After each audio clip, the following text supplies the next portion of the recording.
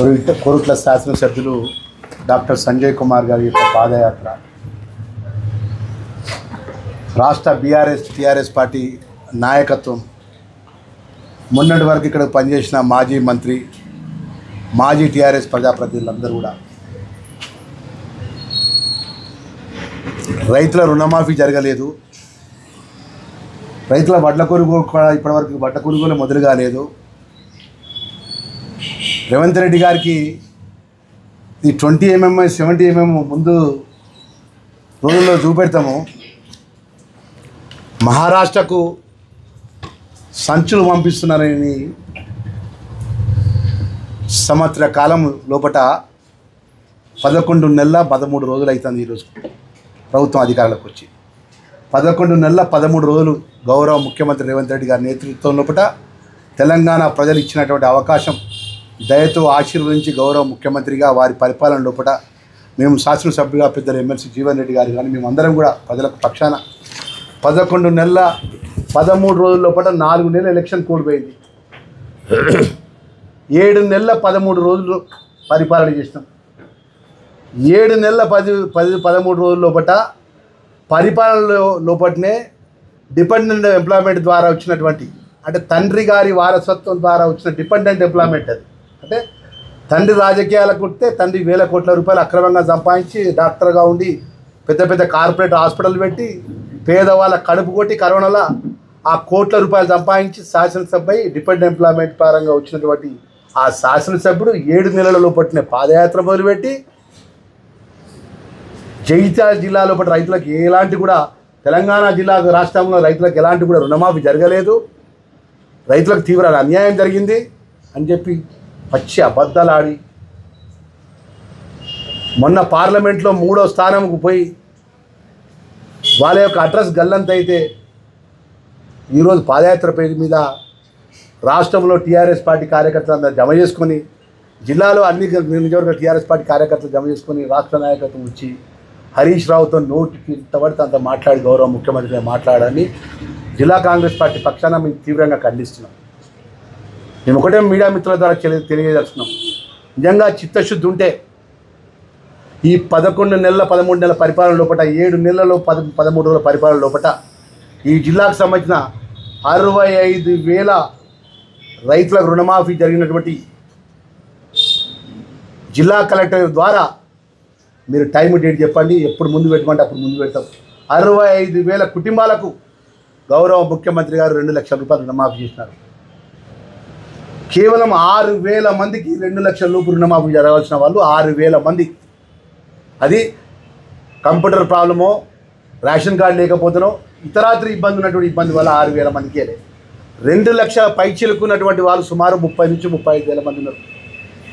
దానికి గౌరవ ముఖ్యమంత్రి గారు, గౌరవ వ్యవసాయ శాఖ మంత్రి గారు, ఫైనాన్స్ మినిస్టర్ గారు ఎందుకంటే 10 సంవత్సరాలు ఆర్థిక సంక్షోభాన్ని సృష్టించి రాచరిక పరిపాలన చేసి ఆర్థిక మూలాలు మొత్తం దెబ్బగొట్టి 7 లక్షల కోట్ల రూపాయల యొక్క అప్పు చేసిన పరిస్థితి లోపల షెడ్యూల్ విడుదల చేసి 2 లక్షల పై వరకు మేము షెడ్యూల్ చేస్తామని అధికారపరంగా ప్రకటన చేయడం జరిగింది. మరి 75% 85% పెట్టినటువంటి తల్లి కాంగ్రెస్ పార్టీకి ముఖ్యమంత్రి గారు ఇచ్చిన తల్లి 15% ఇవ్వకుంటుందని రైతులకు ఈ జిల్లాకు సంబంధించిన పెద్దలు జీవన్ రెడ్డి గారు కానీ జిల్లా కాంగ్రెస్ అధ్యక్షుడు నేను కానీ ఇక్కడ కాంగ్రెస్ పార్టీ మేము అందరం కానీ రాని రైతుల విషయంలో కూడా గౌరవ ముఖ్యమంత్రి గారి దృష్టికి గౌరవ వ్యవసాయ శాఖ మంత్రి దృష్టికి కూడా వెళ్ళడం జరిగింది. ఎప్పుడు ఆర్థికంగా నిధులు సమకూర్చిన వెంటనే మిగిలిపోయిన వాళ్ళకు కూడా ఇచ్చే బాధ్యత కూడా మాదే. మీ లెక్క 2014 నుంచి 2023 వరకు రుణమాఫీ చేస్తాం, రైతులను ఆదుకుంటాం, 1,00,000 ఎకరాలకు ప్రతి నియోజకవర్గం నీళ్ళు ఇస్తామని చెప్పి రైతుల కడుపు కొట్టలేదు మేము ఎన్నడూ కూడా. రైతుల వడ్ల కొనుగోలు లోపల 3 కిలోలు 4 కిలోలు 5 మిల్లర్లు ఇబ్బంది పెడుతుంటే రైతులను తీసుకుపోయి మిల్లర్లకు అప్పచెప్పలే మేము. ఈరోజు మీరు మాట్లాడిన మాట విషయం లోపల ఎక్కడ రుణమాఫీ జరగలేదు అంటున్నావు కదా హరీష్ రావు గారు, నీ సిద్దిపేటకు రమ్మంటావా, నీ గజ్వేల్కి రమ్మంటావా, నీ కేటీఆర్ దగ్గర రమ్మంటావా, లేకపోతే జగిత్యాలకు వస్తావా చెప్పు, టైం చెప్పు, నేను ఆధారాలతో సహా వస్తా. 65,000 కుటుంబాలకు రుణమాఫీ చేసినటువంటి ఆధారాలతో సహా నేను వస్తా. వాస్తవాలు ఎట్లుంటే దేవుడిచ్చినటువంటి నోరు, మీరు మాట్లాడే తెలంగాణ భాష అత్యంత వ్యంగ్యంగా మాట్లాడే ఆ ఒక ఉచ్చారణతోని ప్రజలను, రైతులను మభ్యపెట్టే విధంగా గౌరవ ముఖ్యమంత్రి గారి మీద ఆరోపణలు చేస్తే ప్రజలు ఎవరు ఊరుకోరని చెప్తున్నా. ఈరోజు 1000-2000 మందిలో మేము కార్యకర్తలను తీసుకొచ్చి పాదయాత్ర చేసి 7 నెలల లోపల పాదయాత్ర చేసి మా మీద దాడి చేయడం కాదు. ఖచ్చితంగా మా పెద్దలు జీవన్ రెడ్డి గారు చెప్పిన ప్రకారం ఈ జిల్లాకు సంబంధించిన అభివృద్ధి విషయంలో కానీ చర్చకు దేనికి వస్తారా? రైతుల రుణమాఫీ విషయంలో చర్చకు వస్తారా? ఈ జిల్లాకు సంబంధించిన అభివృద్ధి విషయంలో చర్చకు వస్తారా? దేనికి వస్తారో చెప్పండి. 10 సంవత్సరాల లోపల ఈ జిల్లాలో కానీ ఈ ప్రాంతంలో కానీ మీరు దోసుకున్నటువంటి దోపిడీ కానీ, ఈ జిల్లాకు సంబంధించిన ఇరిగేషన్ విషయంలో కూడా చేసిన నువ్వు అన్యాయం కానీ నువ్వు మాట్లాడడానికి కొంచెం ఆలోచన చేయి. ఆర్థికంగా రాష్ట్రాన్ని అన్ని విధాల పాతాలను దొక్కినవు. ఇరిగేషన్ పరంగా ఈ ప్రాంతానికి సంబంధించిన జగిత్యాల జిల్లాకు కానీ ఉమ్మడి కరీంనగర్ జిల్లాకు నీళ్లు మొత్తం ఎవరు పట్టుకపోతారా? నీళ్ళు పట్టుకపోయేది నువ్వు కాదా? హరీష్ రావు, నీ సిద్దిపేటకు, నీ సిరిసిల్లకు, గజ్వేలకు నీళ్ళు పట్టుకపోతలేవా? మా ఉమ్మడి కరీంనగర్ జిల్లా రైతాంగం మేము ఏం అన్యాయం చేసినావా అంటున్నా. మాకు నీళ్ళ చుక్క ఇస్తావా నువ్వు? 10 సంవత్సరాల లోపల నీ ప్రాంతానికి సంబంధించి ప్రజానికం గురించి ఆలోచన చేసినాక జగిత్యాల జిల్లాకు వచ్చి మా నాయకత్వం మీద, మా మీద నోటికి ఎంత వస్తుందంత మాట్లాడుకుంటా రైతుల పక్షాన మాట్లాడుతున్నావు. ఏ ఒక్క రైతన్న ఈ జిల్లాలో చనిపోతే పోయి పరామర్శించినా నీ మాజీ మంత్రి కొప్పులు ఈశ్వర్ కానీ, నీ పార్లమెంట్ మీద వచ్చినటువంటి శాసనసభ్యుడిగా ఉన్నటువంటి సంజయ్ కుమార్ కానీ, అప్పుడు డాక్టర్గా ఉన్నాడు కదా, వచ్చి చూడాలి కదా రైతు చనిపోతే. వచ్చి వడ్ల కొనుగోలు కూడా 5 కిలోలు 6 కిలోలు కట్ అవుతాడు, ఎందుకు కట్ అవుతుందో అని చెప్పి మిల్లర్ దగ్గర పోయి ఆ వడ్లు కట్ కాకుండా రైతులను ఆదుకోవాలి కదా. ఖమ్మంలో రైతులకు బేడి వేసింది కదా, బేడి వేసి తీసుకుపోయింది మీరు కాదా అంటున్నా. రైతును ఏ రోజైనా ఒక్క రోజున రైతు గురించి మద్దతు ధర విషయంలో కానీ, రైతుల గిట్టుబాటు విషయంలో కానీ, రైతులకు ఎరువుల విషయంలో కానీ, రైతులు అకాలంలో వర్షాలు వచ్చి అకాలంలో మామిడి తోటలు వర్షాలకు మామిడి మొత్తం తోటలు మొత్తం యజమానంత ఇబ్బందుల పాలయ్యి వరి ధాన్యం కొట్టుకపోతే, గోదావరి ఎంబడి కొట్టుకపోతే ఒక్కరోజు కూడా నష్టపరిహారం ఇష్టానికి ఒక్క రూపాయి కూడా నష్టపరిహారం అక్కడ రైతుల పక్షాన్ని జమ చేసిన వాటి. మహారాష్ట్రకు సంచుల గురించి మాట్లాడుతున్నావు కదా, ఆ సంచుల సంస్కృతి నీదయా? అది కేసీఆర్ది. మీ మాజీ ముఖ్యమంత్రి ఏదైతే ఉన్నాడో అప్పుడు కలకత్తాకు ఇది ఉత్తరప్రదేశ్కు సంచులు పంపించిందట. బీజేపీకి సంబంధించినటువంటి నాయకత్వం ఆయన కన్నెర చేసింది. పెద్ద పెద్ద పత్రికలకు శీర్షికలు వచ్చినాయి. అప్పుడు ప్రభుత్వంలో ఉన్నప్పుడు, ముఖ్యమంత్రిగా ఉన్నప్పుడు కేసీఆర్ అక్కడ ఎన్నికలు జరిగితే కలకత్తా రాష్ట్రానికి ఉత్తరప్రదేశ్ ములాయం సింగ్ యాదవ్కు, తమిళనాడుకు స్టాలిన్కు వాళ్ళందరికీ డబ్బులు పంపించిందని పత్రికల్లో వచ్చినాయి.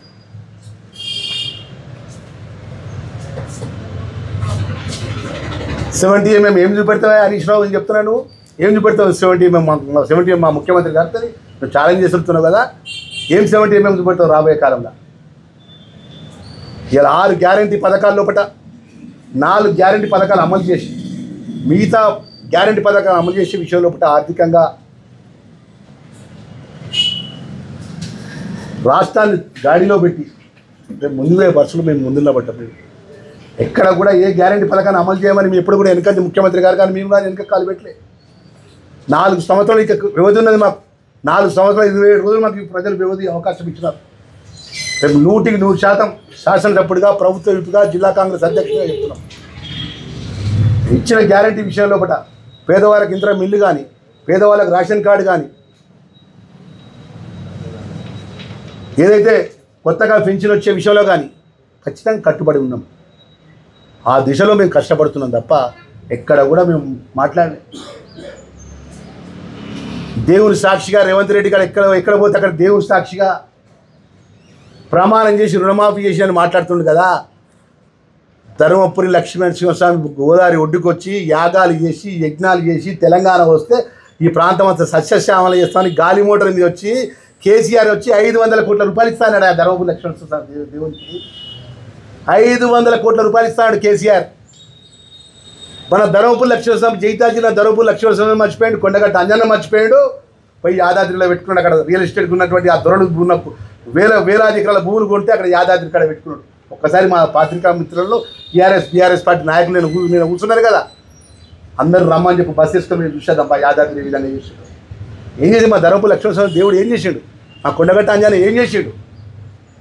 నువ్వే కదా 500 కోట్ల రూపాయలు ఇచ్చి వెచ్చించి ధర్మపురి లక్ష్మణస్వామిని నేను అభివృద్ధి చేస్తాను, కొండగట్ట ఆంజనేయ స్వామిని అభివృద్ధి చేస్తాను. మా కవితక్క పాపం జైలు పోకుండా పడిపోయాడు, ఆంజనేయ స్వామి యాగాలు యజ్ఞాలు చేసింది. ఏమైంది ఇవన్నీ? 60 మంది బస్సులో చచ్చిపోతే ఒక్కరోజు వచ్చి చూసిపోతుందా ముఖ్యమంత్రి కేసీఆర్, హరీష్ రావు?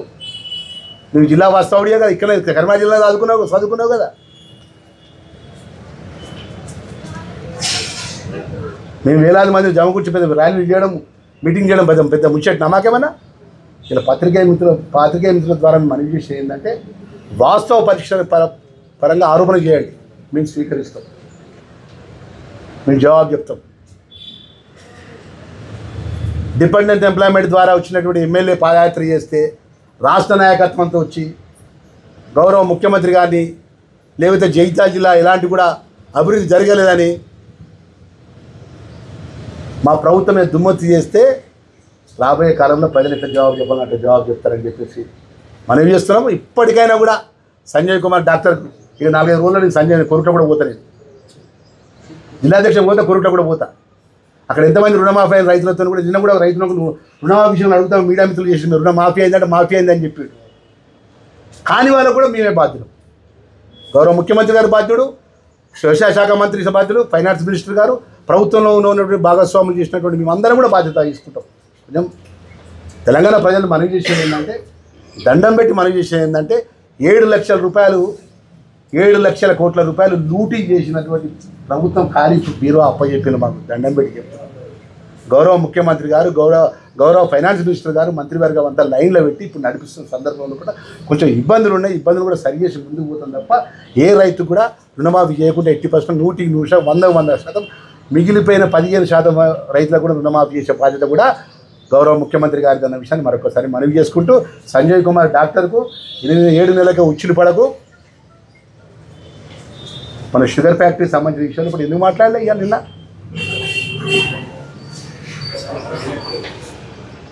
చెప్తాం, నీ నియోజకవర్గం తిరుగుతాం, నీ చేసిన గొప్పతనాలు కూడా చెప్తాం, నీ తండ్రి చేసిన గొప్పతనాలు కూడా చెప్తాం. డిపార్ట్మెంట్ ఎంప్లాయ్మెంట్ వచ్చి మా మీద దాడి చేస్తే ఊగునంత కాంగ్రెస్ పార్టీ కార్యకర్తలు ఏం తక్కువ ఏం లేరు.